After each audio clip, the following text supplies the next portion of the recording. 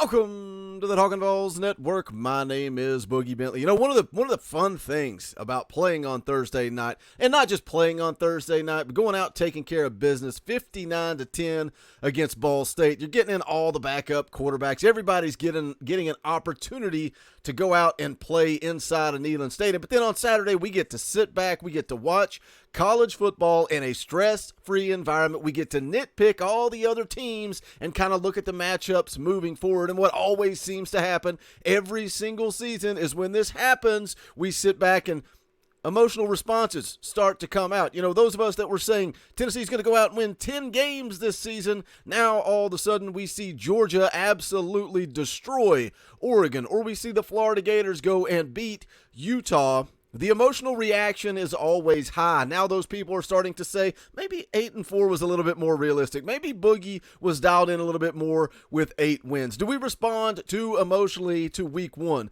We'll get into it and talk about it. I think the safe thing is to always be kind of neutral.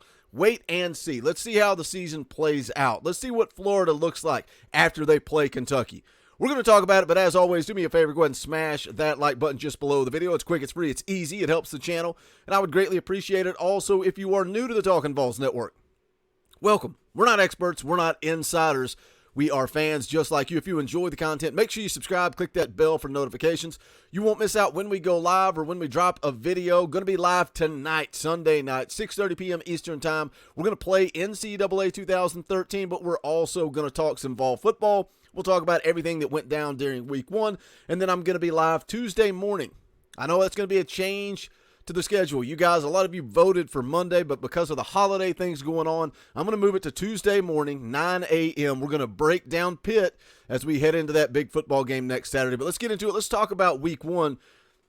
And I guess we'll briefly mention Georgia. You know, so many people around the country talked about Georgia's going to be in a rebuild this year. They lost so much talent. I can't remember the exact numbers. I think they lost 8 guys on defense, 5 of those first-round draft picks. How do you replace 5 first-round draft picks? Well, you do that by stacking 5-star loaded classes year in and year out. That's what Kirby Smart's been able to do.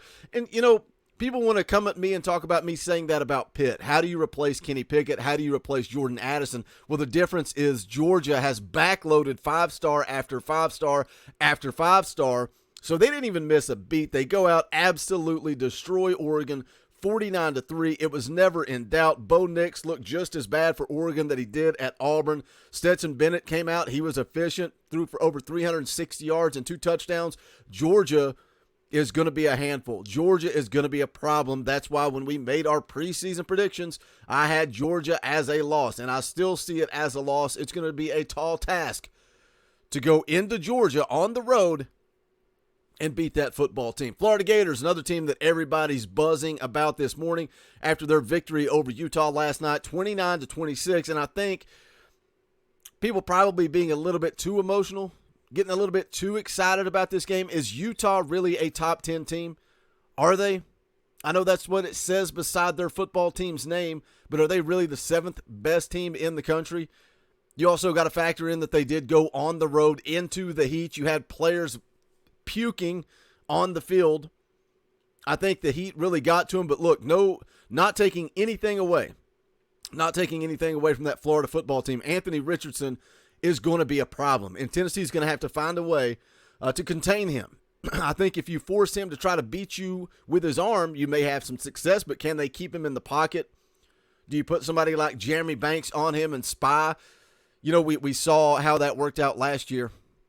That was a big problem for this football team, and that's what concerns me about Florida after week one. And again, it's an emotional response.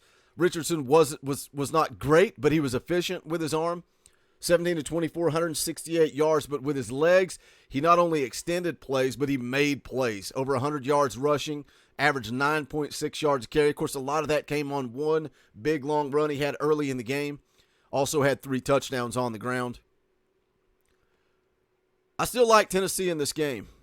It's definitely a toss-up, but you see Florida week one against Utah. They pull out the victory. And again, I think we're going to know more once they take on Kentucky.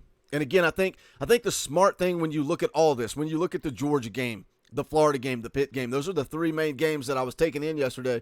And I just think you got to stay somewhere in the middle. And that's what Jason Swain always talked about on his show. Don't get too emotional to the positive or too emotional to the negative. Let's just take it in and let's watch the games and let's see how this thing plays out. But something worth noting, Florida beats a top 10 team. Billy Napier, his first game as the head coach at Florida, he beats a top 10 ranked football team. When's the last time Tennessee beat a top 10 ranked football team? Go to Google. I'll wait. You guys can leave it in the comment section below. The big game that I was really watching this week, I had to record it. Obviously, it took place Thursday night, the same time that Tennessee was playing. So I was able to watch that game on Friday. That's West Virginia and Pitt. And I think one thing we can take away from this game, Pitt was in a dogfight. They were in a dogfight all night long, back and forth, lead changes, physical, had a couple of fights. They were in a dogfight. Tennessee was in cruise control. How much does that factor in? You've got those extra couple of days to prepare. How much does that factor in to the Tennessee-Pitt game coming up here on Saturday at 3:30 p.m. Eastern Time? Does that factor into it? Pitt's defense pretty dang good. Their defensive line, their front seven, really good, really physical. Got after the quarterback a little bit. Had a couple of players with a sack, a couple of players with half a sack. I think they had 3-4 total on the night. Something I like about the matchup with Tennessee and Pitt is the Pitt corners. They look tiny. And West Virginia had some success kind of throwing up back shoulder fades, throwing up 50-50 balls. Their wide receivers were going up, grabbing them, and making plays. I really like Tennessee to utilize Cedric Tillman and Brew McCoy. There is nobody in that Pitt secondary that can cover those two guys. The question is going to be, can you keep Hendon Hooker upright? Can you keep his jersey clean?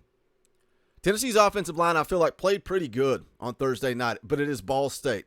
I feel like they played pretty good. Good in pass protection. Good enough in the run game. Would have liked to see them be a little bit more physical in the run game. I thought the running backs looked good. I thought the running backs looked physical. I would have liked seeing more of a push from the offensive line. Of course, you had the touchdown by Jabari Small where they just, I think it was Spraggins, just pushed him 7 yards. Just grabbed him, manhandled him, pushed him 7 yards. I like that. That was physical. But if they can keep Hendon Hooker clean, I like this Tennessee offense to be able to throw all over Pittsburgh. West Virginia threw for 214 yards, but they also had some success running the ball, 190 rushing yards against Pitt. Flip over to the defensive side of the ball. What does Tennessee have to do to win this football game? I think it starts with getting pressure on Keaton Slovis. He was 16 of 24, threw for over 300 yards and a touchdown against West Virginia, but I think he looked uncomfortable when they got pressure on Slovis. He felt uncomfortable. He had a couple of balls that could have been picked, but they weren't, but they could have been, and that was from pressure. And West Virginia got pressure on him all night long. Can Tennessee do the same? West Virginia got home, I think it was 5 times. I think they had 5 sacks on the night. If we don't see Tennessee get some pressure against Pitt, and we can go back and forth and we can debate about how vanilla the defense looked, and it was. The defense was very vanilla, but when you look at the pressure, some of you guys were talking about in the comments of the day after video, talking about pressure and hits on the quarterback. If you go look at the stats, if you go look at the numbers, the majority of those pressures and the majority of those hits came from the linebacker position. They did not come from the defensive line. The defensive line was not getting home with 4. Very first play of the game. Aaron Beasley right up in the quarterback space. That's what you like to see. Force the turnover. Tamari McDonald with the interception. This is not Ball State coming up next Saturday.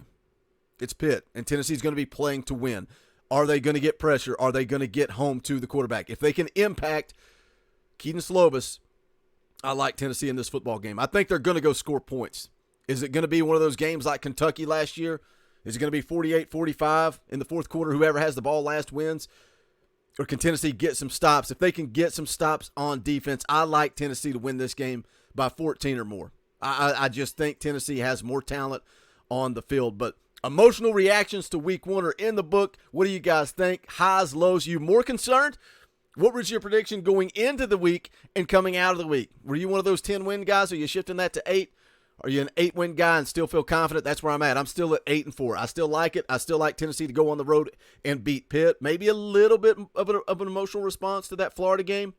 Maybe that one concerns me a little bit more than it did before. But hit the comment sections. I want to hear your thoughts. As always, make sure you guys smash that thumbs up on the way out the door. Go check out the official merchandise of the Talkin' VAWLS Network. You can go to bonfire.com/store/Talkin' VAWLS. Any and all support, greatly appreciated. Again, don't forget to join me tonight, 6:30 p.m. Eastern Time for Talkin' VAWLS Live. And then Tuesday morning show. Make note of that schedule change. Tuesday morning, 9 a.m. We'll do the morning show. We'll break down Pitt in a little bit more detail. I'll tell you about that matchup. But that's going to do it for this one. This is the Talkin' VAWLS Network. My name is Boogie Bentley. Go Big Orange.